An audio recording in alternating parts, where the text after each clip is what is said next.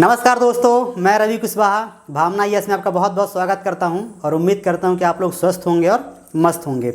हम लोग world geography पढ़ रहे थे, विश्व भूगोल पढ़ रहे थे और विश्व भूगोल में इससे पहले वाले लेक्चर में हमने देखा था कि पृथ्वी की कितनी गतियां होती हैं, कौन सी घूर्णन गति होती है और कौन सी उसकी परिक्रमण गति होती है। उसी सिलसिले को आज आगे बढ़ाते हुए आज का हमारा टॉपिक क्या होगा, मौसम का परिवर्तन, ऋतु का परिवर्तन, सीजन कैसे बदलता है। ठीक है, आइए समझते हैं, लेक्चर स्टार्ट करते हैं।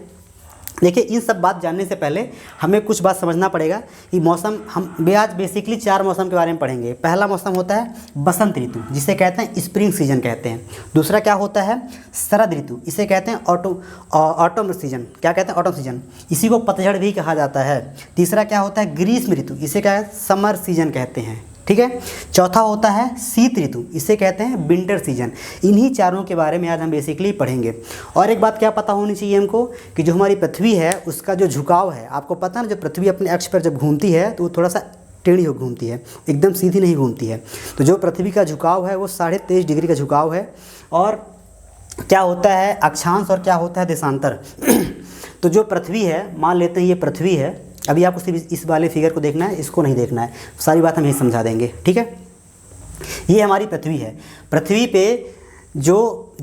पे जितनी भी लाइनें हॉरिजॉन्टल खींची गई हैं उन्हें क्या कहते हैं, उन्हें अक्षांश कहते हैं, लैटिट्यूड कहते हैं। और जितनी भी रेखाएं वर्टिकल खींची गई हैं उन्हें क्या कहते हैं, देशांतर कहते हैं, उन्हें लॉन्गिट्यूड कहते हैं।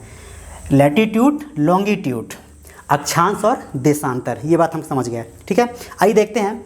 पृथ्वी पे, हमारी पृथ्वी को जो रेखा, जो अक्षांश 2 भागों में बांटता है उसे क्या कहते हैं, विषुवत रेखा कहा जाता है, भूमध्य रेखा कहा जाता है। तो पूरे पृथ्वी को जो रेखा 2 भागों में बांटती है उसे कहते हैं विषुवत रेखा। वो 0 डिग्री पे होती है। वो कहाँ होती है, 0 डिग्री पे होती है। और जस्ट विषुवत रेखा के 23.5 डिग्री ऊपर एक रेखा होती है जिसे कर्क रेखा कहा जाता है, ट्रॉपिक ऑफ कैंसर। और विषुवत रेखा के 23.5 डिग्री नीचे एक रेखा होती है जिसे कहते हैं मकर रेखा, ट्रॉपिक ऑफ कैप्रिकॉर्न होती है। ये 3 रेखाएं होती हैं।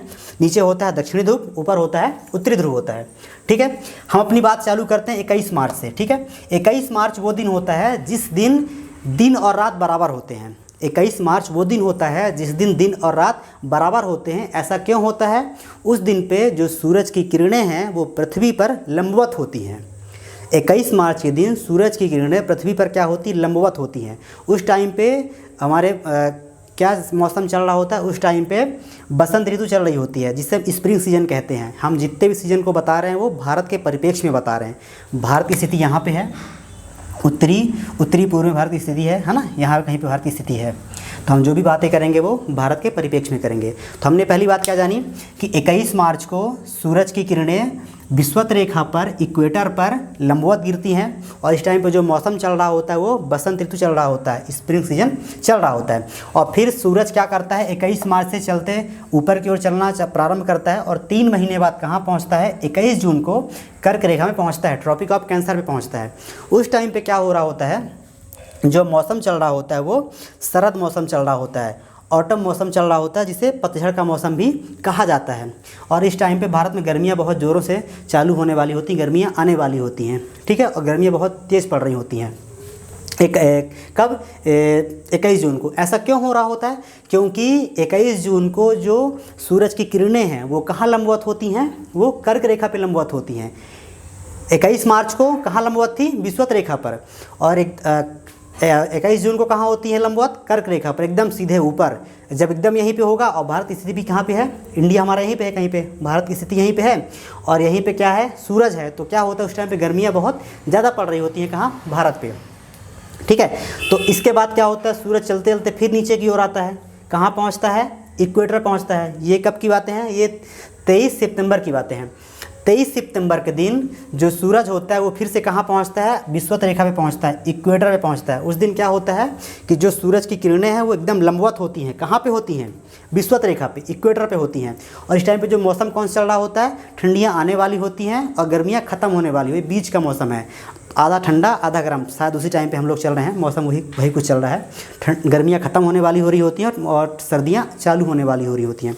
तो इस टाइम पे कौन सा सीज़न आता है, इस टाइम पे ग्रीष्म ऋतु आती है, समर सीजन। इसे हम क्या बोलते हैं, समर का सीजन बोलते हैं। ठीक है, इसके बाद क्या होता है यहाँ पे, और 23 सितंबर को ही क्या होता है, दिन और रात बराबर होता है। 21 मार्च और 23 सितंबर इन 2 दिनों क्या होता है, दिन और रात बराबर होते हैं। और इन 2 दिन पे क्या होता है, सूरज की किरणें विषुवत रेखा पर लंबवत गिरती हैं। ठीक है, इसके बाद सूरज फिर नीचे आता है, वो कहाँ पहुँचता है, 22 दिसंबर को मकर रेखा पे आता है। 22 दिसंबर को सूरज कहाँ पहुँचता है, मकर रेखा पे। इस दिन क्या होता है, इस दिन पे जो सूरज की किरणें हैं वो कहाँ लंबवत होती हैं, मकर रेखा पे लंबवत होती हैं। तो यहाँ पे क्या हो रहा होता है, जब यहाँ पे लंबवत हो रही होती हैं, हमारा भारत की स्थिति यहाँ पे है, जब सूरज यहाँ पे होगा तो यहाँ पे क्या हो रही है, ठंडी पड़ रही होगी।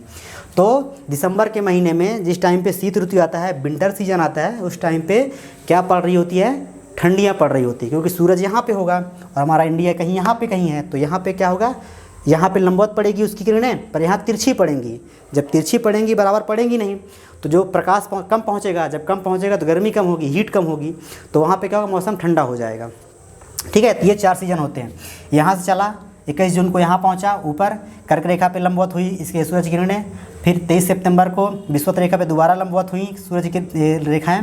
इसके बाद 22 दिसंबर को क्या हुआ, मकर रेखा पे लंबवत हुई, है ना। तो ये पूरा चक्र चलता रहता है। ठीक है, अब एक चीज़ हम समझते हैं, क्या होता है उत्तरायण, क्या होता है दक्षिणायन। उत्तरायण का मतलब होता है जब सूरज क्या होता है, उत्तरी ध्रुव की ओर जा रहा होता है, उसे उत्तरायण कहते हैं। और जब सूरज कहाँ जा रहा होता है, दक्षिण की ओर, दक्षिणी ध्रुव की ओर जा रहा होता है, उसे दक्षिणायन कहते हैं। आपने कई बार सुना होगा सूरज भी उत्तरायण है, सूरज भी दक्षिणायन है ना, तो ये होता है। और एक बात और देखेंगे कि क्या होता है विषु। विषु एक शब्द होता है जो कभी कभी पेपर में पूछ लिया जाता है, विषु क्या होता है। देखो विषु का मतलब कुछ नहीं है, बस एक सीधा सा फंडा समझेंगे कि जो टाइम विषुवत रेखा पे जब सूरज विषुवत रेखा पे लंबवत होता है, जिस टाइम पे सूरज विषुवत रेखा पे लंबवत होता है, उसी टाइम को हम क्या बोलते हैं, विषु बोलते हैं। तो पहली बार कब होता है, 21 मार्च को होता है। तो 21 मार्च को कौन सा होता है, बसंत विषुवत, क्या बोलते हैं, बसंत विषु बोलते हैं। 21 मार्च को क्या बोलते हैं, बसंत विषु बोलते हैं, क्योंकि उस टाइम पे कौन सा बसंत ऋतु चल रहा होता है। दूसरी बार कब होता है लंबवत विषुवत रेखा पे सूरज, 23 सितंबर को होता है। तो उस दिन क्या बोलते हैं, शरद विषु बोलते हैं। 23 सितंबर क्या बोलते हैं, शरद विषु बोलते हैं। ठीक है, ये कॉन्सेप्ट क्लियर हुआ। यहाँ पे जब होगा तो क्या बोलेंगे बसंत विषु, यहाँ पे होगा तो शरद विषु बोलेंगे। एक चीज़ और समझिए, कभी कभी आपने सुना होगा कि ऐसी कौन सी जगह है जहाँ पे 6 महीने का दिन होता है और 6 महीने की रात होती है। ये कहाँ, ध्रुवों पे, जो इसका पोल है, जो पृथ्वी के हमारे 2 पोल हैं, उत्तरी पोल और दक्षिणी पोल।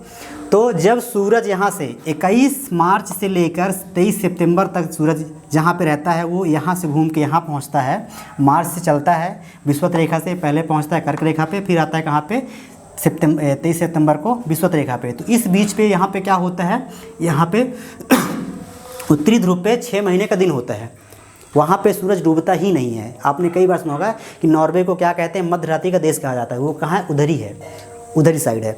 इसलिए क्या कहते हैं कि इस टाइम पे क्या होता है, यहाँ पे 6 महीने दिन होता है, और जस्ट उसके अपोजिट यहाँ पे क्या होता है, 6 महीने की रात होती है दक्षिणी ध्रुव में। जब सूरज 23 सितंबर से पुनः 21 मार्च तक जाता है, जब ये इस एरिया पे सूरज होता है, तो यहाँ पे क्या होता है, 6 महीने का दिन होता है, और जस्ट इसके अपोजिट यहाँ पे क्या हो जाता है, 6 महीने की रात हो जाती है उत्तरी ध्रुव में।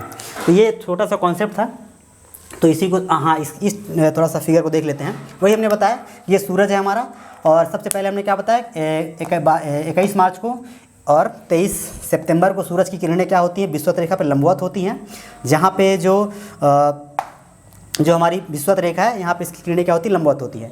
ये कौन सा है, ये 21 जून वाला है, हमने बताया ना। 21 जून को क्या होता है, कर्क रेखा पे लंबवत होती है सूरज की किरणें, और 22 दिसंबर को क्या होता है कि मकर रेखा पे सूरज की किरणें लंबवत होती है। मैं आशा करता हूँ कि आपको इसी वाले फिगर सारी बात समझ में आ गई होगी। तो बस आज के लिए इतना ही। तो अगले कॉन्सेप्ट बारे में अगले वीडियो में पढ़ेंगे। तो आज के लिए बस इतना ही। धन्यवाद। जय हिंद, जय भारत।